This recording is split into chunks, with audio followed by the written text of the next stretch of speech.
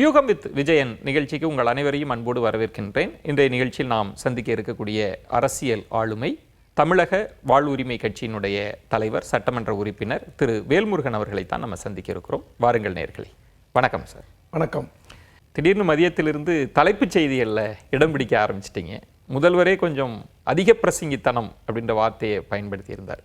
மேலே சட்டமன்றத்தில் என்ன நடந்தது சார்? ஆக்சுவலாக இல்லை, அதாவது நேற்றைய தினம் நான் சட்டமன்றத்தில் பேசினேன். அப்போ பேசுகின்ற போது நான் பல விடயங்களை குறித்து பேசி நேற்றைய தினம் எதிர்க்கட்சி தலைவர் மாண்புமிகு எடப்பாடி அவருடைய பெயரை ஒரு 3 முறை உச்சரித்தேன். அதேமாரி நீலகிரி மாவட்டத்தில் ஒரு 80,000 ஏக்கர் 17 நிலம் என்று சொல்லக்கூடிய ஜென்மம் பூமி நிலம் வந்து தனியார் முதலாளிகள் ஆக்கிரமிப்பிலும் ஒரு தமிழ்நாட்டை சாராத வெளிமாநிலத்தருடைய ஆக்கிரமிப்பிலும் இருந்து அரசு அதிகாரிகளை கையில் வைத்துக்கொண்டு தங்கள் பெயருக்கு பட்டா மாற்றம் செய்திருக்கிறார்கள். ஒரு ஏக்கர் 1 கோடி ரூபா வைத்துக்கொண்டா கூட 80,000 கோடி அரசுக்கு அதனால் இழப்பு, அதை மீட்கணும் அப்படின்னு சொன்னேன். அதை வந்து சில பேர் ரசிக்கலை. நேத்திக்கே என் மேலே சில பேர் நேற்றைய கொஞ்சம் கோபமாக இருந்தாங்க. ஆளும் தரப்புலையா? ஆளும் தரப்பில். அப்புறம் இது குறித்து அதிமுக எம்எல்ஏ ஒருத்தர் சுட்டிக்காட்டி பேசும்போது அவர் இந்த கருத்தை பேசுனதை நான் வரவேற்கிறேன், அவருக்கு பாராட்டு தெரிவிக்கிறேன் அப்படின்னு நான் சொன்னேன்.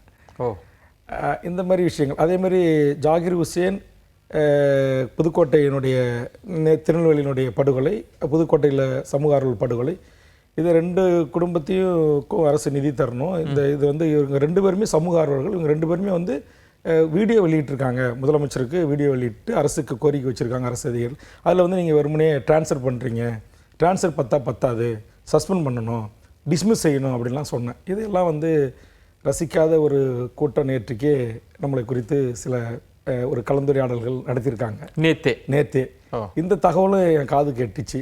அதனால் நானும் இன்னைக்கு ஒரு மூத்த அமைச்சர்கிட்ட போய் என்னை வந்து ரொம்ப நீங்கள் இந்த மாதிரி எனக்கு சில செய்திகள் காதுக்கு வந்துச்சு. அப்படி என் மேலே உங்களுக்கு வருத்தம் இருக்குன்னா என்னுடைய இயல்பு தான். நான் வந்து மக்களுக்கானவன். இந்த மொழி, இந்த இனம், இந்த தமிழர் பண்பாடு, கலை, கலாச்சாரம், நாகரிகம், தொன்மை, வரலாறு இது குறித்து நான் கவலை கொள்வேன். நான் ரொம்ப இளமை காலத்திலிருந்து நான் தமிழ்நாடு விடுதலை படையோடு, தமிழ் தேசிய அமைப்புகள், அதனுடைய தலைவர் புலவர் கலை பெருமாளோடு, தோழர் தமிழரசனோடு, அவருக்கும் 2ஆம் கட்ட தலைவர்களோடு நெருங்கி பழகி வருவன். இளமை காலத்திலிருந்து ஜூலை கலவரத்துக்கு பிறகு நான் விடுதலை புலிகளோடு தொடர்பில் இருந்தவன். அந்த விடுதலை புலிகளும் விடுதலை புலி போராட்டத்தை ஆதரித்தவன்.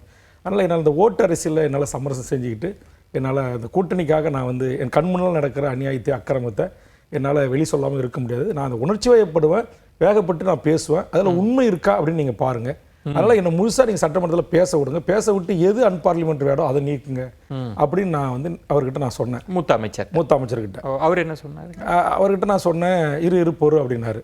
இதே 6 மாதத்துக்கு முன்னாடி இதே மாதிரி சட்டப்பேரவைத் தலைவர் என்னை ரொம்ப கண்டிக்கும் போது இந்த மாதிரி உங்களுக்கு தெரியும் அப்போ நடந்தது. அப்பா அவருக்கு என்ன அப்பயே நான் போய் மூத்த அமைச்சர்கிட்ட சொன்னேன், இது ரொம்ப நான் வந்து சட்டமன்ற விதிகளை மீறல, மரபுகளை மீறல, ரொம்ப உங்களுக்கு வந்து நான் வந்து இடைஞ்சலாக இருக்கிறேன் அப்படின்னு நினச்சிங்கன்னா நான் வந்து உங்களுக்கு பதவியை ராஜினாமா பண்ணிடுறேன் அப்படின்னு நான் அவர்கிட்ட சொல்லிட்டேன். இன்னைக்கு சொன்னீங்க? இல்லை, நான் இதுக்கு முன்னாடி சில ஒரு ஆண்டுகளுக்கு முன்னாடி தகவல் சொல்லிட்டேன். ஏன்னா எனக்கு வந்து ஒரு சுதந்திரமாக பேசுவதற்கு வாய்ப்பு இல்லை. சுதந்திரமாக ஒரு கருத்தை சொன்னால் எல்லா கூட்டணி கட்சி தலைவருடைய பேச்சில் ஒரு வரி கூட நீக்கிறது இல்லை. என்னுடைய பேச்சு பார்த்தீங்கன்னா நேற்று நீக்கிறாங்க, முதல் நாளும் நீக்கிறாங்க. இன்னொன்று சொல்கிறேன், இந்த 80,000 கோடி சொத்து மீட்கணும்னு நான் பேசுகிற விஷயத்தை குறித்து எனக்கு கொலை மிரட்டல் இருக்குது அப்படின்றேன். அது சொல்கிறார், நீங்கள் மாற்ற 19 உங்களுக்கு கொலை மிரட்டலுக்கெல்லாம் சொல்லாதீங்க அப்படின்னு அப்படி நீக்கிட்டு போகிறார் பேரவைத் தலைவர். அப்போது ஒரு சட்டமன்ற உறுப்பினர், ஒரு கூட்டணி கட்சி தலைவர் ஒரு ஹவுஸில் எனக்கு கொலை மிரட்டல் இருக்குன்னு நான் சொல்கிறத கூட முதலமைச்சர் அவர் இல்லை அந்த நேரத்தில். மூத்த அமைச்சர்கள்லாம் இருக்கிறாங்க. என்ன ஒரு கூட்டணி கட்சி தலைவர் உங்களுக்கு கொலை மிரட்டல் இருக்குங்க அப்படின்னு, அது யாரால் இருக்குது, என்ன இருக்குது சொல்லுங்கள், நடவடிக்கை எடுக்கணும், பாதுகாப்பு தரன்ற ஒரு வார்த்தை கூட நேற்றுக்கு மூத்த அமைச்சர்கிட்ட வரல. அப்புறம் இன்னைக்கு காலையில் ஒரு மூத்த அமைச்சர்கிட்ட அவருடைய இருக்கைக்கு போய் இந்த மாதிரி நடக்கிற நிகழ்வுகள்லாம் என் காதுக்கு வர செய்யலாம் எனக்கு அவ்வளோ நல்லதாக படலை, அதனால் நீங்கள் சிஎம்கிட்ட தகவலை சொல்லிவிடுங்க, நான் வந்து பதவி விலகிறேன். அந்த முடிவுக்கே ஆமாம், அந்த முடிவுக்கே வந்துட்டு இன்றைக்கி காலையில் போய் அவர்கிட்ட நான் சொல்லிட்டேன்.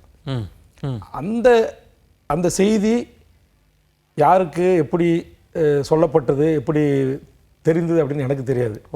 அதனாலவே காலையிலேருந்து எல்லோரும் என் மேலே கொஞ்சம் ஒரே கடுகடுன்னு தான் இருந்தாங்க. நான் என்ன செஞ்சேன், இன்றைக்கி காலையில் ஹவுஸுக்கு இந்த விவாதத்தில் எனக்கு பேச வாய்ப்பு கேட்டேன். 0 ஹவர்ஸில் எனக்கு பேச வாய்ப்பு தரல. சரி, நான் அமைதியாக உட்காந்துட்டேன். காலையில் கேள்வி நேரத்தில் அதுமாரி 3 மிக முக்கியமான பிரச்சனைகளை குறித்து துணை கேள்வி கேட்பதற்கு கை தூக்கணும். பேரவைத் தலைவர் அதுக்கும் அனுமதி இல்லைன்னாங்க. சரி, அதுக்கும் பொறுத்துக்கிட்டு அமர்ந்துட்டேன். அப்புறம் சாதிவாரி கணக்கெடுப்பு குறித்து விவாதம் வருது. பாட்டாளி மக்கள் கட்சி தலைவர் ஜி.கே. மணி பேசுகிறார். சரி. அப்போ பேசும்போது அவருக்கு மறுப்பு கொடுத்து பேசுங்க அப்படின்னு சொல்லி சேகர்பாபு அமைச்சர் தான் பக்கத்தில் இருக்கிற சிவசங்கர அமைச்சர், அவர் பிற்பட்டத்துறை அமைச்சர் இல்லை, பிற்பட்டத்துறை அமைச்சர் மெய்யநாதன், சரி, அவர் இன்னொரு இருக்கையில் உட்காந்துருக்காரு. சேகர்பாபு இவரை ட்விஸ்ட் பண்ணுறாரு. எழுதுருங்க கவுண்டர் கொடுங்க. சேகர்பாபு அவங்க சொல்கிறாங்க அமைச்சர். இது கொடுக்குறேன். நான் முன்வயசில் உட்காந்து பார்த்துக்கிட்டே இருக்கிறேன். அவரு கொஞ்சம் உட்காந்து பார்த்துட்டு இவர் கொடுக்குற அழுத்தம், ஏன்னா இவர் தெரியும் முதலமைச்சர் குடும்பத்துக்கு மிக நெருக்கமான ஒரு சென்னை மாவட்ட செயலாளர் இருக்கிறார். மிக முக்கியமான அமைச்சராக இன்றைக்கி திமுகவில் இருக்கிறாரு.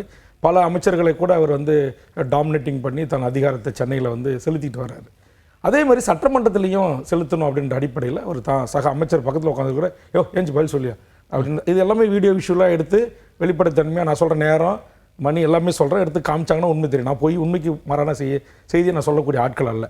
அதனால் நான் இதை கவனிச்சிக்கிட்டு இருந்தேன். சரி, அது அவர் ஆளுங்கட்சி எதிர்கட்சி இவர் பாமகவுக்கு அது அவர் நான் வன்னியரை விட்டு மோத விடுற அரசியல் அது திமுக அதிமுக எல்லா காலத்திலும் நடக்கும். அது மோத விடுவாங்க, இல்லைன்னா பதில் சொல்லுங்க அப்படிம்பாங்க, இல்லைன்னா உங்களுக்கு தெரியும் அறிக்கை விடுவாங்க. நான் ஏதாவது நான் திமுக கூட்டணியில் இல்லாமல் நான் தனியாக அறிக்கை விட்டேன்னா உடனே எம்ஆர்கே கூட்ட அறிக்கை விடுவாங்க.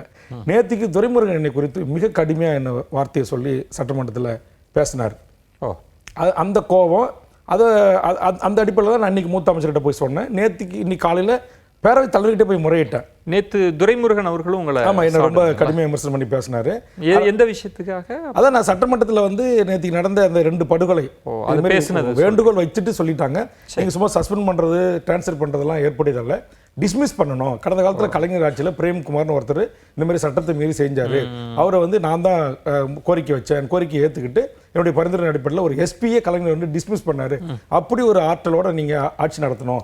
அப்போ தான் இந்த மாதிரி சட்ட ஒழுங்கு நம்ம காப்பாற்ற முடியும். ஒரு 1.5 லட்சம் காவலர்களை யாரோ 1% காவலர்கள் தப்பு செஞ்சால் கூட அவங்கள நம்ம கடுமையாக நடவடிக்கை எடுக்கணும் அப்படின்னு பேசுனது அவங்க ரசிக்கல உடனே என்னை ரொம்ப ஒரு மாதிரியாக டீஸ் பண்ணுற மாதிரி அவர் பேசினார். நான் இன்னைக்கு காலைல போய் பேரவைத் தலைவர்கிட்ட முறையிடுறேன். எனக்கு ரொம்ப இதுவாக இருக்குது, நீங்களும் என்ன புரிஞ்சிக்க மாட்டேன்றீங்க, என்னுடைய உணர்வுகளுக்கும் உணர்ச்சிகளுக்கும் நீங்கள் மதிப்பளிக்கணும் அப்படின்னு சொல்லிட்டு நான் பேரவைத் தலைவர்கிட்டையும் சொல்கிறேன். இந்த அரசியல் கட்சிகளை கையாளுகின்ற ஒரு மூத்த அமைச்சர், கூட்டணி கட்சி தலைவரோட பேசுகின்ற ஒரு இணக்கமாக இருக்கக்கூடிய ஒரு அமைச்சர், அவர் சொன்னால் அதை கேட்டு முதலமைச்சர்கிட்ட மூத்தவங்கிட்ட போய் சொல்லுவார். அவர்கிட்டையும் நான் சொல்கிறேன்னா எனக்கு இது ரொம்ப வலியாக இருக்குது. நேற்றுக்கு நான் பேசுனதில் என்ன அன்பார்லிமெண்ட்ரி வேர்டு, எதுக்கு துரைமுருகன் விட்டு எனக்கு என்ன நீங்கள் அசிங்கப்படுத்துகிற மாதிரி கவுண்டர் கொடுக்குறீங்க, இந்த அரசியல் எனக்கு பிடிக்கல, நான் வன்னியராக பிறந்தது தப்பா, அப்போ நான் வன்னியராக இருந்து நியாயமாக அந்த மக்களுக்காக மண்ணுக்காக மொழிக்காக இனத்திற்காக ஒரு பொது சமூகத்துக்காக நான் பேசக்கூடாதா அப்படின்னு நான் கேட்கும்போது, இல்லை நீ கோவப்படாத நான் பேசுகிறேன் அப்படின்னு. சரி, இன்னைக்கு இது நேற்றுக்கு நடந்த சம்பவம். அப்புறம் அதை ஒட்டியான சில பிரச்சனைகள் என் காதுக்கு வந்தது காலையில். உடனே நான் போய் இன்னொரு மூத்த அமைச்சர்கிட்ட இந்த செய்தியை சொல்கிறேன். இதான் எல்லாம் பொறுமையா இருங்க. ஆமாம், எல்லாம் பொறுமையா இருங்க, நாங்கள் சிஎம்கிட்ட சொல்கிறோம், அவருக்காவது கொண்டு போகிறோம் அப்படின்னு சொல்கிறாங்க. யார் என்ன டீஸ் பண்ணுறா, என்ன நடக்குது, எந்த அதிகாரிகள் இதை ட்விஸ்ட் பண்ணி விடுறாங்க அப்படின்றத எனக்கு ஓரளவுக்கு தெரியும். அதனால் இதையெல்லாம் நான் சொல்கிறேன். இல்லை இன்னொன்று, மாண்புமிகு முதலமைச்சர் அவர்கள் என் மீது இன்றைக்கு கோவப்பட்டு வேல்முருகன் நடவடிக்கை எடுங்க அப்படின்னு சொன்னது, நீங்கள் சொன்ன ஒரு வார்த்தையை அவர் பயன்படுத்துனதுக்கு அவருக்கு என் மீது ஒரு கோபம் இருக்கிறது. இப்போ ஒரு முதல்வருக்கு ஒரு 3 மாத காலமாக ஒரு கோபம் அவருக்கு என் மீது இருக்குது. அந்த கோபம் எனக்கும் அவருக்கும் தெரியும். இதை தாண்டி தமிழ் சமூகத்துக்கும் தமிழீழ விடுதலை போராட்டத்திற்கும் அன்று முதல் இன்று வரை தொடர்ந்து ஆதரவு தெரிவித்திருக்கின்ற சில தலைவர்களுக்கு மட்டும் தெரிந்த விஷயம். அதை நான் இப்போ வெளிப்படையாக பேச முடியாது. அது உலகளாவிய ஒரு மிகப்பெரிய ஒரு பிரச்சனை. ஒரு கோபம் முதல்வருக்கு உங்க மீது என் மீது இருப்பதற்கு உலகளாவிய அது ஒரு மிக முக்கியமான ஒரு பிரச்சனை. அதை இப்போ நான் சொல்ல முடியாது. அதனால முதல்வருடைய கோபத்தை கூட நான் பொறுத்துக் கொள்வேன். ஏன்னா வேல்முருகனால நமக்கு ஒரு சங்கடம் ஏற்பட்டிருக்கு, நம்ம அரசுக்கு ஒரு சங்கடம் ஏற்பட்டிருக்கு அப்படின்ற ஒரு கோபத்தின் வெளிப்பாடாக கூட இன்னைக்கு அவர் அதற்கான ஒரு எதிர்வினை கூட ஆற்றிருக்கலாம். ஆனா சேகர்பாபு சம்பந்தமே இல்லாம எனக்கு அவர் உதயகுமார் எழுந்து நான் ஒரு கருத்தை சொல்கிறேன். உங்களுக்கு தெரியும், நம்ம 2 பேரும் விவாதிச்சிருக்கோம். தமிழ்நாட்டில் 2016 ஓபிஎஸ் முதலமைச்சராக இருக்கின்ற போது தமிழ்நாட்டை சாராத இந்திய நாட்டை சேர்ந்த எவர் வேண்டுமானாலும் தமிழ்நாடு அரசனுடைய தேர்வாணையத்துறையில் தேர்வு எழுதி எல்லா பதவிகளிலும் அமரலாம் அப்படின்ற ஒரு சட்டம், ஒரு அரசாணை வெளியிட்டாங்க. அதை எதிர்த்து பல்லாயிரக்கணக்கான மக்களை திரட்டி போராடி கோட்டையை முற்றுகையிட்டு டிஎன்பிசி அலுவலகத்தை பூட்டு போடும் போராட்டம் அறிவித்து அதிமுக ஆட்சியில் மாற்றத்துக்கு முயற்சி பண்ண முடியல. இப்போ திமுக ஆட்சியை நான் ஆதரிப்பதற்காக 10 கோரிக்கைகளை நான் கொடுத்தேன். ஈழத்தில் நடந்த இனப்படுகொலை, சர்வதேச நீதி விசாரணை வேண்டும், ஒரு பொது வாக்கெடுப்பு நடத்தி தெற்கு சூடான் கிழக்கு தைமூர் மாதிரி அந்த மக்களுக்கான ஒரு தனித்தமிழ் அரசை உருவாக்கி தரணும். அம்மையார் ஜெயலலிதா அவர்கள் நிறைவேற்றியது போல் நீங்களும் ஒரு தீர்மானத்தை நிறைவேற்ற வேண்டும். தேதியை தான் மாற்ற போகிறீங்க. 2 பக்கம் 2 ஒய் ஷீட் தான் உங்களுக்கு தேவைப்படுது. முதலமைச்சர் நேற்று முதலமைச்சர்கிட்ட நேராகவே பேரவையில் நான் அந்த கோரிக்கை வச்சேன். அதுக்கு எனக்கு பதில் இல்லை. சரி, இந்த கூட்டத்தோட முடிவுக்குள்ளே செய்வதற்கு வாய்ப்பு இருக்குன்னு சில மூத்த நேர்மையான அதிகாரிகள் எனக்கு சொன்ன காரணத்தில் நான் அது அமைதியாக இருந்தேன். சாதிவாரி கணக்கெடுப்பு எடுங்க அப்படின்னு நான் பேசினேன். இன்னைக்கு அதை நான் சொன்னேன். தெலுங்கானாவில் சாதிவாரி கணக்கெடுப்பு நடத்தி பிற்பட்ட மக்களுக்கான, தாழ்த்தப்பட்ட மக்களுக்கான, எஸ்டி மக்களுக்கான, ஓபிசி மக்களுக்கான எண்ணிக்கையை உயர்த்திருக்கிறாங்க. அதே மாடலில் மாண்புமிகு தமிழக முதலமைச்சர் அவர்கள் நீங்கள் சாதிவாரி கணக்கெடுப்பு நடத்தி இங்கே இருக்கிற அந்தந்த சமூகங்களுக்கும் அவர்கள் எண்ணிக்கைக்கு ஏற்றவாறு சரி கொடுங்க அப்படின்னு நேத்திக்கும் பேசினேன். இன்னைக்கும் ஒரு பாயிண்ட் ஆஃப் ஆர்டர் வரும்போது நான் பேசுகிறேன். இந்த டிஎன்பிசி சம்பந்தமாக நான் பேசும்போது ஒரு கருத்தை நான் குறிப்பிட்டு பேசினேன். அது என்ன கருத்துன்னா, தமிழ்நாட்டில் இருக்கிற காவல்துறைக்கு தேர்வு செய்கிற அரசு சீருடை பணியாளர் தேர்வு ஆணையத்தில் டைரக்ட் சப் இன்ஸ்பெக்டர் என்று சொல்லக்கூடிய டைரக்ட் எஸ்ஐக்கு தமிழ் வழியில் படித்தவர்களுக்கு கலைஞர் கொண்டு வந்த ஒரு அரசு உத்தரவு இருக்குது. 20 மதிப்பெண் கொடுத்து அவங்கள முன்னுரிமை அடிப்படையில் வேலைக்கு எடுக்கணும்னு. அதை சில துறைகள் நடைமுறைப்படுத்துகிறாங்க. ஆனால் இந்த காவல்துறையினுடைய சீருடை பணியாளர் தேர்வு வாரியத்தினுடைய தலைவராக வரக்கூடிய வட மாநிலத்தில் டிஜிபிக்கள் அல்லது தமிழ்நாட்டுடைய டிஜிபியாக வரக்கூடிய வடமாநிலத்தவர்கள் இந்த தமிழ் வழியில் படித்தவங்களுக்கு அந்த வாய்ப்பை, இந்த அரசு ஆணையை, இந்த அரசு உத்தரவை, கலைஞர் போட்ட சட்டத்தை மதிக்கிறதே இல்லை. சரி, இதை யாருமே நடைமுறைப்படுத்தவே இல்லை. இப்படி பாதிக்கப்பட்ட மாணவர்கள் டைரெக்டாக எழுத்து தேர்வில், உடற்கல்வி தேர்வில் எல்லாத்துலேயும் தேர்வு பெற்றுருக்காங்க. ஆனால் தமிழ் வழியில் படிச்சிருக்காங்க. அதனால் உங்களுக்கு நாங்கள் எஸ்ஐ வேலை தர முடியாதுன்னு மறுத்துட்டாங்க. அப்போ இந்த பாதிக்கப்பட்ட தம்பி ராமநாதபுரத்துலேருந்து வந்து ஒருத்தர் என்னை பார்த்து என்கிட்ட ஒரு மனு கொடுத்தான். அண்ணா, இந்த மாதிரி இருக்குது பிரச்சனை, அதனால் இதுக்கு எங்களுக்கு நீங்கள் தான் நீதியை பெற்றுக் கொடுக்கணும்னா, நான் உடனே அந்த தம்பி அழைச்சிக்கிட்டு என்னுடைய சொந்த செலவுலே அதற்கான மூத்த வழக்கறிஞர்களுக்கான, அவருக்கு பல லட்சங்கள் ஃபீஸ் வாங்கக்கூடிய ஒரு மூத்த வழக்கறிஞர் திரு அஜ்மல் கான் இப்போ தமிழ்நாடு அரசனுடைய கூடுதல் அட்வொகேட் ஜெனரலாக நியமிக்கப்பட்டிருக்கிறார். உங்களுக்கு தெரியும், நேர்மையான நல்ல வழக்கறிஞர். அவர்கிட்ட நானே போய் உட்காந்து இந்த மாதிரி தமிழ் வழியில் படிச்சன்ற ஒரே காரணத்திற்காக அவன் காவலராக எஸ்ஐஎஸ் டைரெக்டாக செலக்ட் ஆனாலும் ஓய்வு பெறும்போது எஸ்பி இல்லை டிஐஜி ரேஞ்சு வரக்கூடிய ஒரு வாய்ப்பு என் தமிழ் சமூகத்தினுடைய பிள்ளைகளுக்கு கிடைக்குது. சாதி மதங்களை கடந்து தமிழ்நாட்டில் வாழ்கிற எல்லாருக்குமான ஒரு நன்மை பயக்கக்கூடிய ஒரு பயன். அதனால் நீங்கள் தயவு செய்து ஐயா இதில் ஆஜராகி என்னால் முடிந்த ஒரு பீஸ் தொகையை நான் உங்களுக்கு கொடுக்குறேன். இதை வாங்கிக்கிட்டு நீங்கள் எனக்காக இதில் வாதாடி இந்த அரசாணையை நடைமுறைப்படுத்தணும். எல்லா துறையிலும் நடைமுறைப்படுத்தும் போது ஒரு சில துறை மட்டும் நடைமுறைப்படுத்த மாட்டேன்றாங்க. எனக்கு அந்த ஒரு சில துறையை குறித்து கூட நான் அப்புறம் பார்த்துக்கிறேன். நீங்கள் முதல்ல இந்த காவல்துறை முக்கியமான துறை, அதில் தமிழ்நாட்டை சேர்ந்த தமிழ் வழியில் படித்த அரசு பள்ளியில் படித்த மாணவர்களுக்கு ஏன் வேலை கொடுக்க மாட்டேறீங்க, கொடுங்கன்னு சொல்லுங்கன்னு அவர் சிறப்பாக வாதாடி கிருபாகரன், ஜஸ்டிஸ் கிருபாகரன், ஜஸ்டிஸ் புகழேந்தி முன்னாடி இந்த வழக்கு விசாரணைக்கு வரும்போது அவர் உடனே அதெல்லாம் முடியாதுன்னு டிஜிபி வந்து ஆஜராக டிஜிபி வழக்கறிஞர் சொல்லும்போது முடியாது, உங்கள் அட்வொகேட் ஜெனரல் வர சொல்லுங்கன்னு சொல்லி சென்னையிலேருந்து அட்வொகேட் ஜெனரலும் தமிழ்நாடு சீருடை பணியாளர் தீர்வாங்க டிஜிபியும் கூப்பிட்டு ஓப்பன் கோர்ட்டில், உங்களுக்கு தெரியும் புதிய தமிழ் தலைமைச் செய்தி வெளியிட்டிருக்கீங்க, ஆமாம், சேலஞ்சு பண்ணாங்க. தமிழ் வழியில் தமிழ்நாட்டில் படித்துவிட்டு தமிழ்நாட்டு அரசாங்கத்திடம் வேலை கேட்காமல் லண்டனில் வேலை கேட்பார்கள், இதே வார்த்தையை நீதியரசர்கள் மதுரை பெஞ்சில் கேள்வி எழுப்பி பெரிய செய்தி தமிழ்நாடு முழுக்க. அப்படி ஒரு தீர்ப்பை வழங்கி அதுக்கு பிறகுதான் நான் இப்போ திமுக ஆட்சி வந்த பிறகு இந்த அரசாணையை அந்த கடைசி காலத்தில் இது இன்னைக்கு நடைமுறைப்படுத்தப்பட்டு தம்பிங்க போகிறாங்க. இன்னும் கூட எல்லா தேர்வுகளிலும் அதை நடைமுறைப்படுத்துறாங்கன்றது ஒரு ஐயத்தை இளைஞர்கள் எழுப்பிக்கிட்டே வராங்க. இப்போ நான் சொல்றேன் பிரச்சனை வந்துச்சுன்னு சொல்லிடுறேன். இப்போ இதை நான் சொல்லிக்கிட்டே வரும்போது இந்த 10 ஆண்டு காலமா இந்த சீருடை பணியாளர்ல கலைஞர் போட்ட உத்தரவை நடைமுறைப்படுத்தல அதிமுக ஆட்சியில் அப்படின்னு அதிமுக ஆட்சியில் கூட சொல்ல, கடந்த 10 ஆண்டு கால ஆட்சியில் தான் நான் சொல்றேன். ஏன்னா இவங்க அதிமுக எது நான் சொன்னாலும் எழுந்து கத்துறாங்க, திட்டுறாங்க, என்ன என்னால சகிக்க முடியல, கோவம் வருது, சக எம்எல்ஏ கிட்ட போய் சண்டை போட வேண்டியதா இருக்குன்னு சொல்லி நான் அதிமுக கூட சொல்ல. நான் ரொம்ப நாசுக்கா இது வந்து கடந்த 10 ஆண்டு காலத்தில் நடைமுறைப்படும். திமுக ஆட்சியிலே அது பொருந்தும், திமுக ஆட்சியிலே நடைமுறைப்படுத்தல. அதனால கடந்த 10 ஆண்டு ஆட்சிகள்னு நான் ரொம்ப தெளிவா நாசுக்கா நான் சொல்றேன்.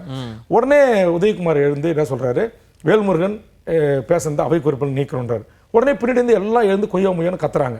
உடனே அவருக்கு அதிமுக எம்எல்ஏ கேபி முனுசாமி வேல்முருகன் பேரை சொல்லி அந்த பேச்சு நீக்குங்க அப்படின்ட்டு என்ன ரொம்ப சத்தம் போடுறாரு. ஏன் என்ன அவங்களுக்கு என்ன, அதான் அதிமுக ஆட்சி தானே 10 ஆண்டு காலம் ஆட்சி, அந்த ஆட்சியில் ஒருவர் கூட தமிழ் வழியில் படிச்சவங்களுக்கு வேலை இல்லை டைரக்ட் எஸ்ஐல நான் சொல்லிட்டேனா அது அவை குறிப்பில் இருக்கக்கூடாது. ஏன் அது உண்மைக்கு புறம்பானது அப்படின்னு சொல்றாங்க. இல்ல அவங்களுக்கு வந்து சொல்லக்கூடாது, உண்மைக்கு புறம்பானது சொல்ல முடியாது, நீதிமன்ற தீர்ப்பு இருக்குதா. அந்த தம்பி இன்னைக்கு எஸ்ஐயா வேலை பண்ணிட்டு செஞ்சுட்டு இருக்காங்க. பேசாதீங்கன்றாங்க. அவங்க செஞ்ச தவறுகளை கடந்த கால அதிமுக ஆட்சியில் செஞ்ச 2 தவறுகள். ஒன்று டிஎன்பிசியில் இந்திய நாட்டை சேர்ந்த நீங்க பாருங்க விஜயன் நீங்க கவர் பண்ணுங்க. இப்போ டிஎன்பிசியில் குரூப் 1 ஒன்று இருக்கு. இந்த குரூப் 1ல டைரக்ட் கோட்டா ஆட்சியர், கோட்டாட்சியர் என்பது எவ்வளோ பெரிய பதவி உங்களுக்கு தெரியும்.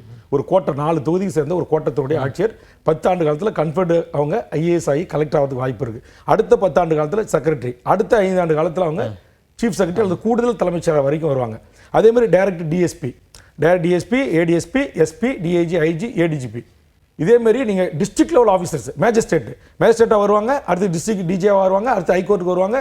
நம்ம பானுமதி போன்று வாய்ப்பு இருந்தால் இளம் வயதாக இருந்தால் சுப்ரீம் கோர்ட்டு கூட வாய்ப்பு இருக்குது. அப்போ இந்த பதவிகளை எல்லாம் தமிழ்நாட்டை சாராத எவர் வேண்டுமானாலும் வந்து தமிழ்நாட்டு அரசு பதவிகளை கைப்பற்றி கொள்ளலாம் அப்படின்ற ஒரு சட்ட திருத்தத்தை, ஒரு அரசாணையை அதிமுக ஆட்சியில் ஓபிஎஸ் போட்டிருக்கிறாரு. மோடி அவருடைய அழுத்தத்துக்கு அடிபணிந்து அல்லது மோடி ஆதரிக்கின்ற RSS சங் பரிவார வட இந்திய அதிகாரிகளுடைய அழுத்தத்துக்கு பணிந்து போட்டிருக்கிறாரு. அப்போ ஒரு வட இந்தியர் வந்து அங்கே செக்ரட்டரியாக இருந்தார். இல்லை, இப்போ எனக்கு இப்போ நீங்கள் பேசுவது, இப்போ செய்தியாளர் சந்திப்பில் கூட சொன்னீங்க, இப்போ அதிமுகவினர் வந்து எதிர்வினை ஆற்றுறாங்கன்னா அது புரிந்து கொள்ளக்கூடியது. ஏன்னா நீங்கள் அவர்கள் மீது ஒரு விமர்சனமாக இதில் எங்கே திரு சேகர் பாபு அவங்க வந்தாங்க, ஏன் திமுகவில் எதிர்வினை ஆற்றினாங்க, அங்கே என்ன சிக்கல்? அதுதான் நான் சொல்ல வரேன். இவர் வந்து நீக்கணும் அப்படின்றாரு. நான் வந்து நீக்கக்கூடாது, இது நான் வந்து பொறுப்பெடுத்துக்கிறேன். உயர்நீதிமன்ற தீர்ப்புகள் இருக்கு. அந்த தம்பி இப்போ நான் வாங்கி கொடுத்த உத்தரவில் தான் வேலைக்கு போயிருக்கிறாங்க. கடந்த காலத்தில் சிறுவடை பணியாளர் இது மாதிரி தேர்வு எடுக்கல அப்படின்றதுக்கு நான் பொறுப்பெடுத்துக்கிறேன். அதுக்கு பேரவைத் தலைவர் என்ன தண்டனை கொடுத்தாலும் நான் ஏற்றுக்க தயார் என்ற அடிப்படையில் நான் பேசினேன். பேரவைத் தலைவருக்கு விளக்கம் சொல்றதுக்கு நான் எழுந்து பாயிண்ட் ஆஃப் என் பேரை சொல்லி சொல்றேன். அப்போ சட்டப்பேரவையில் நடக்கும்போது உள்ள இருக்கிற ஒரு உறுப்பினருடைய பெயரை சொல்லி இன்னொரு உறுப்பினர் பேசுகின்ற போது அந்த எந்த உறுப்பினர் பெயரை சொன்னாங்களோ அந்த உறுப்பினர் பாயிண்ட் ஆஃப் ஆர்டர் எழுப்பி பேசுவதற்கான சட்டமன்ற மரபுகளும் விதிகளும் இருக்கு. அந்த அடிப்படையில் நான் கேட்குறேன், எனக்கு தரவே இல்லை, ரொம்ப நேரமாக போராடுறேன். அப்போ நான் என்ன செய்கிறேன், என்னுடைய இருக்கையிலிருந்து எழுந்து போய் பேரவை தலைவர் முன்னாடி நின்று, துணைத் தலைவர் பிச்சாண்டி சார் உட்காந்துருக்காங்க, துணைத் தலைவர் அவர் இருக்கிறாரு, அவர்கிட்ட இதுமாரி எனக்கு வாய்ப்பு கொடுங்க, என் பேரை உதயகுமார் பயன்படுத்தியிருக்காரு, அங்கே முனுசாமி இந்த கோவிந்தசாமி எம்எல்ஏக்கெல்லாம் என் பேரை சொல்லியிருக்காங்க, அதனால் நான் விளக்கம் சொல்கிறதுக்கு எனக்கு வாய்ப்பு கொடுங்கன்னு கேட்டேன். அவர் எனக்கு தரல. நான் அப்போ என்ன சொன்னேன், நீங்கள் எனக்கு தரல அப்படின்னா நான் இங்கே உட்காந்து ஜனநாயக ரீதியாக எனக்கு வாய்ப்பு கொடுங்கன்னு கேட்போம் அப்படின்னு சொன்னேன். அதுக்காட்டி சிஎம் மற்ற மூத்த அமைச்சர்கள்லாம் போய் அமைதியாக உட்காருங்க. அப்போ தங்கந்தினர் சொன்னேன், மூத்த அமைச்சர்கள் எல்லாருமே வந்து வாங்க, பொன்முடி அண்ணன் எல்லாரும் வாங்க, வேலு அண்ணன் எல்லாரும் உட்காருங்கன்னாங்க. சரி, அவங்க மூத்த அமைச்சர்கள் எல்லாம் சொல்கிறாங்களேன்ட்டு நான் உடனே திரும்பி பேரவைத் தலைவர் முன்னாடி போய் நின்று எனக்கு நேரம் கேட்டவன் திரும்பி நான் வரும்போது சேகர் பாபு அவருடைய இருக்கையிலிருந்து முன்னரிசை இருக்கைக்கு நோக்கி வராரு. அவர் இருக்கை விட்டு எழுந்துட்டாரு. எழுந்து ஒரு ஸ்டெப்பு வந்து என்னை வந்து ஒருமையில் பேசுகிறார். என்ன ஒன்றா நீ எல்லாத்துலேயும் முந்திரி கொட்ட மாதிரி முந்திக்கிற, எல்லாம் உனக்கு எப்போ பார்த்தாலும் நீ கேட்கும்போதெல்லாம் வாய்ப்பு தரணுமா அப்படின்னு சொல்கிறார். இதே சேகர் பாபு காலையில் அவங்க மூத்த அமைச்சரோட ஒரு முக்கியமான ஆட்களோட சொல்கிறாரு, என்ன ஒன்றா வேல்முருகன் வந்து எடப்பாடியை பாராட்டுறாரு, நம்ம கூட்டத்தில் இருந்துக்கிட்டு நம்ம சின்னத்தில் நின்றுக்கிட்டு ஓவராக பேசுகிறாரு, பூனைக்கு யார் மணி கட்டுறது, இன்றைக்கி நான் கட்டுறேன் பார் அப்படின்னு காலையிலே இவர் பேசிட்டார். அது உங்களுக்கு தகவல் வந்து எனக்கு தகவல் வந்துச்சு. அதைத்தான் நான் போய் மூத்த அமைச்சர்கிட்ட சொல்கிறேன், இந்த மாதிரி உங்கள் அமைச்சருங்க சில பேர் பேசுகிறாங்க, எனக்கு தகவல் வந்திருக்கு, எனக்கு ரொம்ப கசந்துக்கிட்டுலாம் நீங்கள் என்ன கூட்டணியில் வச்சிருக்க வேண்டாம், எனக்கு இந்த பதவியே தேவையில்லை, நீங்கள் தலைவர்கிட்ட சிஎம்கிட்ட சொல்லிடுங்க அப்படின்னு என்னுடைய வருத்தத்தையும் நான் பதிவு செஞ்சுட்டு வந்துட்டேன். சரி, ஆக என்ன அப்படின்னா தமிழ்நாடு சட்டமன்றத்தில் இங்கே என்ன நடக்குதுன்னா அந்த திமுக அதிமுக இவங்க 2 பேருக்குமான பிரச்சனைகள், என்னை போன்ற மக்களுக்கான பிரச்சனைகளை பேசக்கூடாது. இந்த 2 கொலைகளை பற்றி உண்மையை நான் பேசினேன். அப்போ அந்த உண்மையை பேசுகின்ற போது அது அரசுக்கு ஒரு ஆலோசனையாக சொல்லி அப்போ நான் சொல்ல வரேன், அதாவது இன்றைய இளைய தலைமுறை அனைவருமே வந்து சின்ன பசங்களே வந்து கத்தி எடுக்கிறாங்க, கஞ்சா பீடி அப்படின்னு கேட்டாங்க, அவங்க யாரை குத்துறோம், அப்பாவை கொள்றாங்க, அம்மாவை கொள்றாங்க போதையில். அதனால் நம்ம வந்து ஒரு நீதி போதனை வகுப்புகள் மாதிரி பள்ளிகளை நடத்தணும். கடந்த கால ஆட்சியில் வந்து டீச்சர்ஸ் கிட்ட இருந்து பெரம்ப நம்ம வாங்கிட்டோம், கண்டிக்க முடியல. சென்னையில் ஒரு ஆசிரியரை கத்தால குத்திட்டான், கொண்டு ஒரு மாணவன், அதெல்லாம் செய்திகளில் கூட வந்தது, ஆசிரியர்கள் பெரம்ப கொடுத்து கண்டிக்கணும்ன்றதெல்லாம். ஆனா இப்ப நான் என்ன கேட்கிறேன், இல்லை நான் இதெல்லாம் பேசினேன், இதெல்லாம் சட்டமன்றத்தில் பேசினேன், அதுவும் வருத்தம். ஆமா, அது இதெல்லாம் வந்து இதெல்லாம் அப்படி வந்து இதை பேச வந்தா நேற்று இதெல்லாம் அவை குறிப்பில் நீக்கிறாங்க, நேற்று நீக்காச்சு. இப்ப இன்றைக்கு போய் என் மீது எனக்கு கொலை மிரட்டல் இருக்குன்னு சொல்றேன், அதை நீக்கிறாங்க. பொய்யான தகவல் சொல்ற அப்படின்றாங்க, நான் பொய்யான தகவலை சொல்லலை அப்படின்றேன். இல்லை, இந்த இடத்தில் இப்போ நேற்று நீங்கள் பேசியதன் மீது ஆளும் தரப்புக்கு அதிருப்தி இருந்திருக்கலான்றது ஒன்று.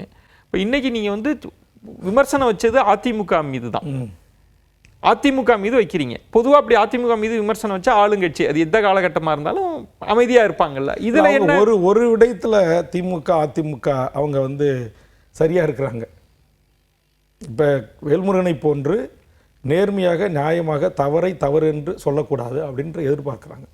திமுகவிலே அதிமுகவிலே நம்ம கூட்டணியில் இருந்தால் ஒன்று எடப்பாடி புகழ பாடிக்கிட்டே இருக்கணும், அப்படி இல்லை இங்கே திமுகவில் கூட்டணி இருந்தால் திமுக அரசை குறித்து ஒரு வார்த்தை கூட விமர்சனம் செய்யக்கூடாது. அப்படி முதலமைச்சர் கூட்டம் என்ன சொல்லிட்டாருன்னா பிரச்சனை இல்லை, சரி முதலமைச்சர் இப்படி தான் நினைக்கிறேன். ஆனால் முதலமைச்சர் இது நாள் வரையிலும் நான் இவ்வளவு கடுமையாக அந்த 4 ஆண்டு காலமாக சட்டமன்றத்தில் பேசியிருக்கேன், விமர்சனம் பண்ணியிருக்கேன், அவங்க மேடையிலே ஏறி நின்று நான் கோரிக்கை வச்சிருக்கேன், கோச்சிக்கிட்டு இருக்கிறேன். அவர் இன்னைக்கு கூட பதில் சொல்லும்போது ரொம்ப நாகரிகமாக தான் ஃபர்ஸ்ட் சொன்னார். அவர் என்ன சொன்னார், வேல்முருகன் மிக ஆழமான அழுத்தமான நல்ல கருத்துக்களை நல்ல செய்திகளை சட்டமன்றத்தில் சொல்லுவார். நான் கூட வெளியில் இருந்தேன்னா அவர் பேசும்போது வந்து உட்காந்து நான் உன்னிப்பாக கவனிப்பேன் கேட்பேன் அப்படின்லாம் சொன்னார். அப்படி சொன்ன முதலமைச்சர் சொல்லிட்டு அவர் அமர்ந்துட்டார். ஆனால் அடுத்தது சேகர்பாபு பின்னாடி இருந்து தான் நீங்கள் சொன்ன அந்த வார்த்தையை பயன்படுத்தி சொல்றாரு. திரும்ப 2வது முறை முதலமைச்சர் இருந்து தான் இந்த வார்த்தையை சொல்றாரு. ஸோ அது வந்து திரு சேகர்பாபு அவர்கள் பயன்படுத்திய வார்த்தை தான். அதை தான் முதல்வர் அப்படி சொன்னார். முதலமைச்சரா இந்த வார்த்தையை சொல்லலை. ஆனால் இப்போ அது திரு சேகர்பாபு அவர்களோட ஆமா அதான் அவர் தான் காலையிலே பேச வேண்டியவர்கிட்ட பேசிட்டாரு. நான் சொல்றேன், நீங்க சேகர்பாபு பேரவைத் தலைவர் முன்பு போய் அந்த அது வந்து ஒரு மரபு உங்களுக்கு தெரியும். நாடாளுமன்றத்தில் ஒரு உறுப்பினருக்கு வாய்ப்பு தரலைன்னா அந்த கட்சியினுடைய உறுப்பினர்கள் எல்லாரும் போய் சூழ்ந்து அவர்கிட்ட நின்று முழக்கமிட்டு போராடி அந்த வாய்ப்பை பெற்று அப்புறம் ஹானரபிள் நம்பர் ப்ளீஸ் டேக் ஒரு சீட் அப்படின்னு சொல்லுவாங்க. நான் வாய்ப்பு தரேன், நீங்க போய் உட்காருவாங்க, வந்து உட்காருவாங்க, அப்புறம் திருப்பி அந்த வாய்ப்பு கிடைக்கும், பேசுவாங்க. அது நாடாளுமன்றத்தில் மரபு. ஆனா என்னன்னா அதே மாதிரி தமிழ்நாடு சட்டமன்றத்தில் நான் 2001 2011 வரைக்கும் தரலனாக்க நாங்க போய் கேட்போம். அதுல ஒரு என்னன்னா சட்டத்துக்கு இப்ப பேப்பர் தூக்கி வீசுவாங்க, கிழிச்சு மூஞ்சில போடுவாங்க. நான் என்ன சொல்றேன், இதே திமுக நண்பர்கள் கடந்த காலத்தில் தனபாலுடைய இருக்கையை அவர் இருக்கையில இருந்து தூக்கி வீசிட்டு அங்க உட்கார்ந்து பேரவை நடத்தின காட்சிலாம் எனக்கு படமா இருக்கு. அந்த இதுல என்ன வித்தியாசம்னா நீங்க அதிமுக திமுக நான் அவங்க என்னுடைய பாயிண்ட் என்ன, சேகர்பாபுடைய பாயிண்ட் ஆஃப் வியூ என்ன, நாங்க தமிழ்நாட்டோட 2 பெரிய கட்சிகள், நாங்க அடிச்சுப்போம் கூடிப்போம், நீ யாரா எங்களை கேள்வி கேட்கறதுக்கு அப்படின்ற அந்த தோணி இருக்குல்ல, அந்த தோணியை நான் எதிர்க்கிறேன், கண்டிக்கிறேன். அது நீங்க வேற யாருக்கிட்டேச்சும் வச்சுங்க, என்கிட்ட வச்சுக்கூடாது. நீங்க வந்து நான் சாதிவாரி கணக்கெடுப்பு நடத்தி சமூக நீதி வழங்குன்னு இந்த நாட்டுடைய முதலமைச்சரை நான் கேட்குறேன். சாதிவாரி கணக்கெடுப்பு நடத்துவதற்கு தடை இல்லை எங்கேயும் இந்தியாவில், உச்சநீதிமன்றத்தில் உயர்நீதிமன்றத்தில் நான் பாயிண்ட் பண்ணி பேசுகிறேன். அதுக்கு மெய்யநாதன் சொல்கிறாரு இது வந்து மத்திய அரசு தான் எடுக்கணும் அப்படின்னு. அதுக்கு நான் கவுண்டர் கொடுக்குறேன். உங்களுக்கு என்ன, நீங்கள் அந்த துறை அமைச்சரா இல்லை நீங்கள் ஏதாவது ஏற்கனவே ஒரு 10 முறை அமைச்சராக இருந்து மிகப்பெரிய சட்ட நுணுக்கங்கள் சமூக நீதி கோட்பாட்டெலாம் அறிஞ்சு புரிஞ்சு வச்சிருந்த துரைமுருகன் அந்த மாதிரி அவர் மறுத்து பேசினாரா? நீங்க எதுக்கு சும்மா உட்காந்துருந்த சிவசங்கரன் எதுக்கு கிளப்பி விடுறீங்க? அந்தாண்ட ஏத்து மாதிரி உட்காந்துருக்கிற எம்ஆர்கே பண்ணி சொல்லையோ ஏஞ்சி பேசியா? நீங்க என்னைக்கு வந்தீங்க திமுகவுக்கு, என்னைக்கு மந்திரியா நீங்க? நீங்க என்ன வேல்முருகன், என்னுடைய குடும்பம் திமுகவுக்கு எவ்வளவு தியாகம் செய்யிருக்கு தெரியுமா? திமுக என்கிற கட்சியை இன்னைக்கு வடதமிழ்நாட்டில் தூக்கி நிறுத்தியது என்னுடைய முன்னோர்களுங்க. எனக்கு ரைட்ஸ் இருக்கு. 10.5% இடஒதுக்கீட்டுக்கு வழக்கு உச்சநீதிமன்றத்தில் போன போது நான் சட்டமன்றத்தில் குறிப்பிட்டு பேசுறேன். உச்சநீதிமன்றத்தில் உயர்நீதிமன்றத்தில் 10.5% கொடுக்கக்கூடாதுன்னு சொல்லல, தரவுகள் டேட்டாஸை கலெக்ட் பண்ணி கொடுங்க அப்படின்னு நான் சொல்லியிருக்காங்க அப்படின்னு நான் சொல்றேன். உக்காரியா அப்படின்னு இவர் ஏஞ்சி கத்துறாரு சேகர்பாபு. அப்ப என்ன 10.5% வன்னியர் மக்களுக்கான கல்வி வேலைவாய்ப்பு உரிமை இந்த நாட்டுடைய முதலமைச்சர் கேட்பதில் தவறா? அதுலயும் கேளுங்க. நான் என்ன சொல்றேன், அந்த 10.5 அப்புறம் நான் அடுத்தது சொல்றேன்.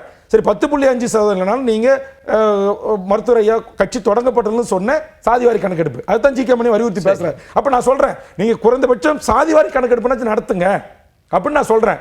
இப்ப சாதிவாரி கணக்கெடுப்பு நடத்துங்க நான் ஏந்து சொல்லும்போது சேகர்பாபு நீ உட்காரு உரிமையில பேசுறேன், முந்திரி கொட்டை மாரி முந்திக்கிறார் ஏதோ பேசுறேன். அதெல்லாம் 2 விஷயமா நான் புரிஞ்சுக்கிறதுக்காக, இப்ப முதல்வரை பொறுத்த வரைக்கும் ஆளும் கட்சி தரப்புல அவங்க இருக்கிறாங்க. இப்ப எதிர்கட்சியில் இப்ப அதிமுகவினரே ஏதாவது பேசினா கூட சபாநாயகர் நடவடிக்கை எடுத்தா கூட அவர் வந்து வேண்டாம் இந்த நடவடிக்கையை ஒத்தி வைங்க, எதிர்கட்சிகள்லாம் வரணும்னு சொல்லக்கூடிய கிட்டத்தட்ட முதல் முறையா முதல்வர் எழுந்து உங்கள் மீது நடவடிக்கை எடுங்கன்ற இடத்துக்கு நகர்ந்திருக்கிறாருன்னா நீங்க திரும்பி பார்க்கலையா?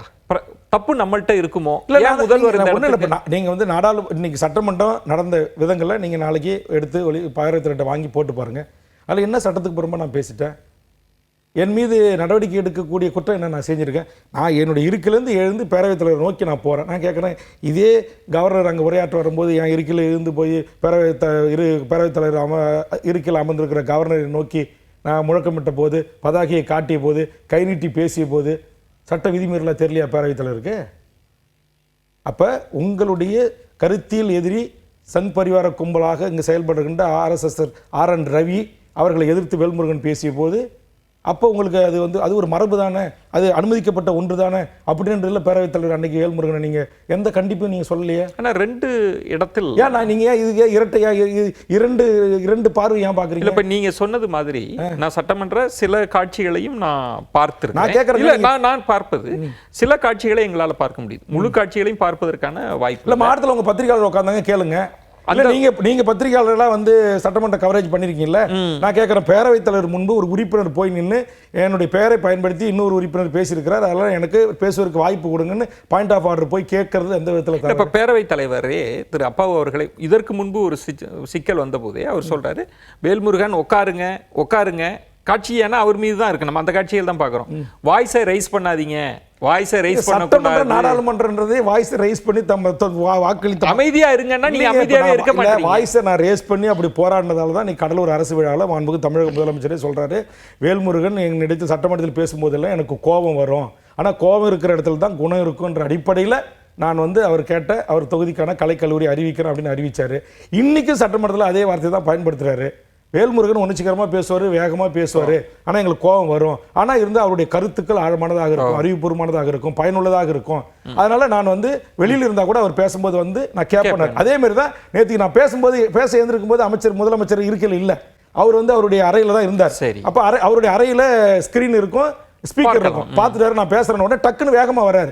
வேகமா வந்து உட்காந்து நான் பேசி முடிக்கிற வரைக்கும் முழுவதுமா கேட்டுட்டு அதுக்கு பிறகு தான் வெளியேறினார்.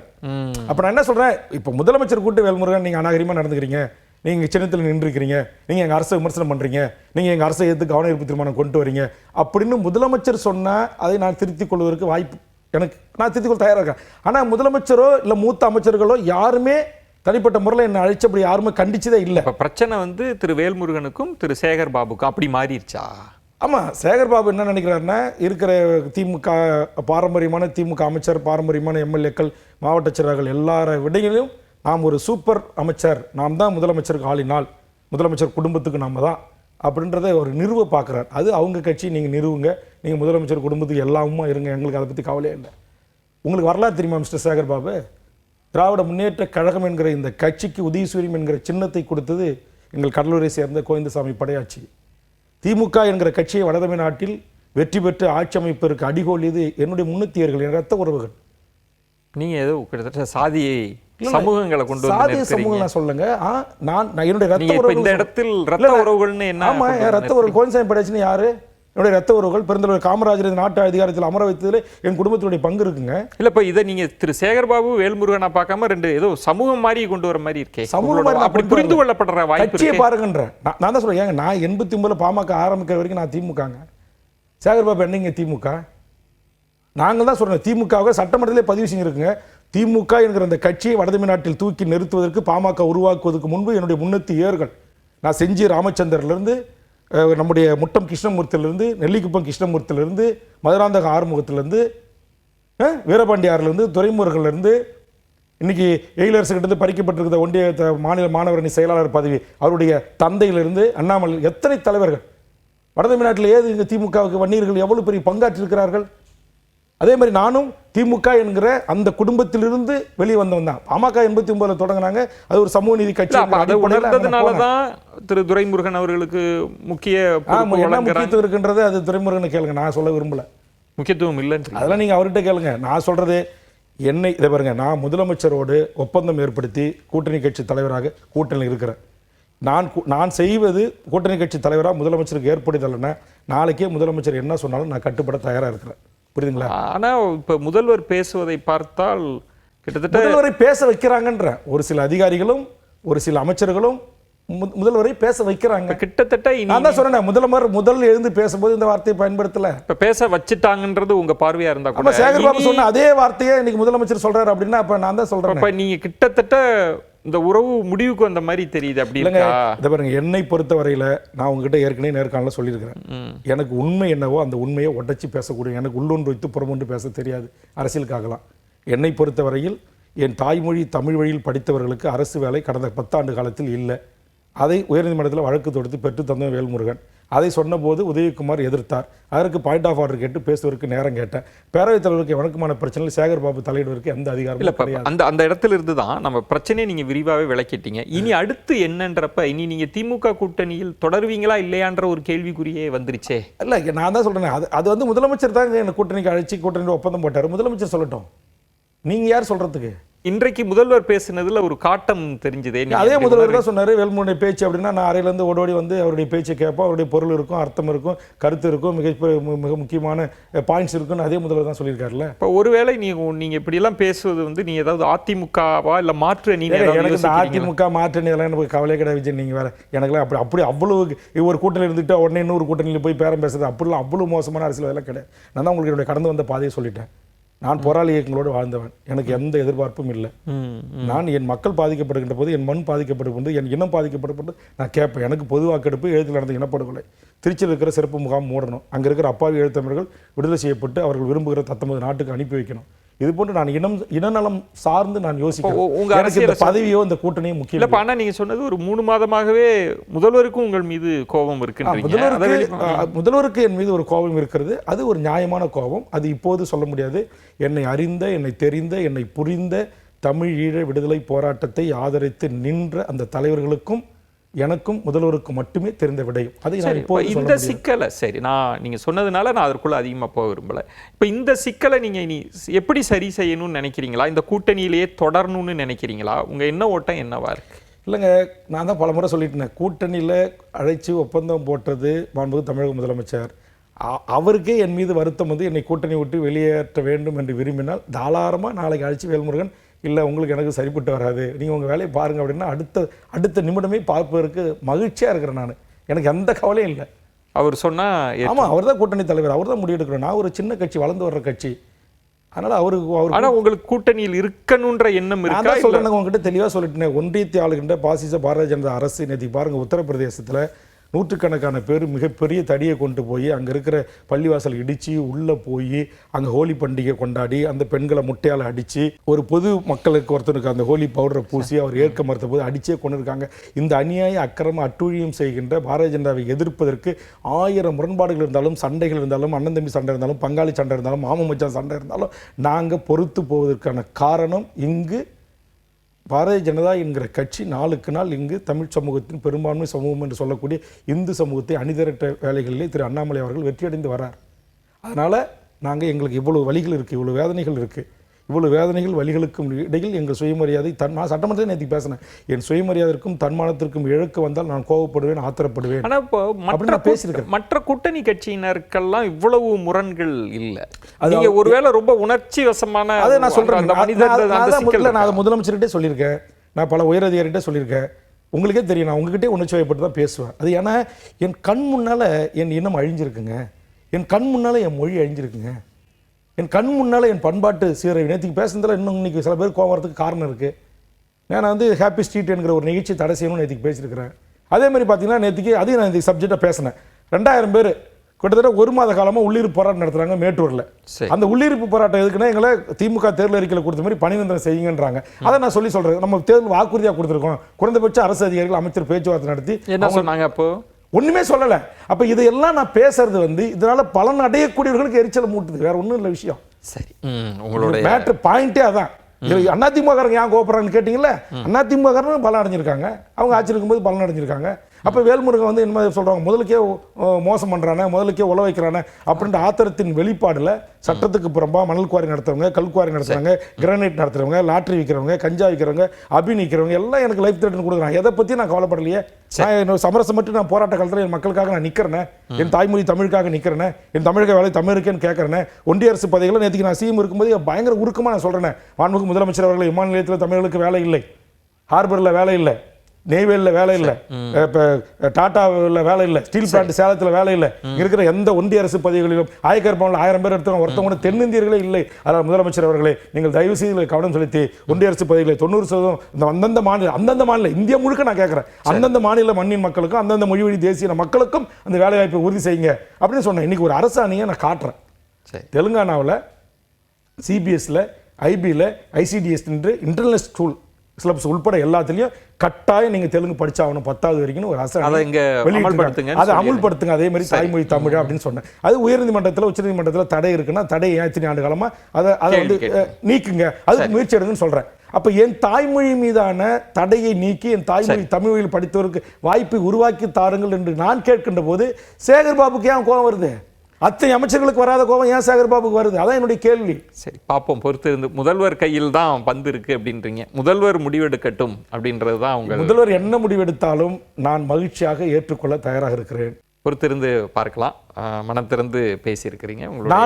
நான் தான் முடிவெடுக்க வேண்டும் என்று இனியும் எனக்கு அப்படிப்பட்ட நிர்பந்தங்கள் வந்தால் விரைவில் என் கட்சியினுடைய மாநில பொதுக்குழு கூடி இதற்காக ஜனநாயக ரீதியாக கருத்துக்களை கேட்டு நான் முடிவெடுக்க தயாராக இருக்கிறேன். ராஜினாமா செய்யணும், ராஜினாமா செய்வதற்கும் தயாராக இருக்கிறேன். எல்லாவற்றுக்கும் நான் தயாராக இருக்கிறேன். ஆனால் என் தமிழ் சமூகத்தின் வாழ்வுரிமை பிரச்சனைகளில் சமரசம் என்ற பேச்சுக்கே இடமில்லை. நன்றி, உங்களுடைய விரிவான பார்வைகளை முன் வச்சிங்க. மிக்க நன்றி. மிக்க நன்றி. வணக்கம். மற்றொரு நிகழ்ச்சியில் உங்களை சந்திக்கிறேன். அதுவரை உங்களிடமிருந்து விடைபெறுகிறேன். நன்றி, வணக்கம்.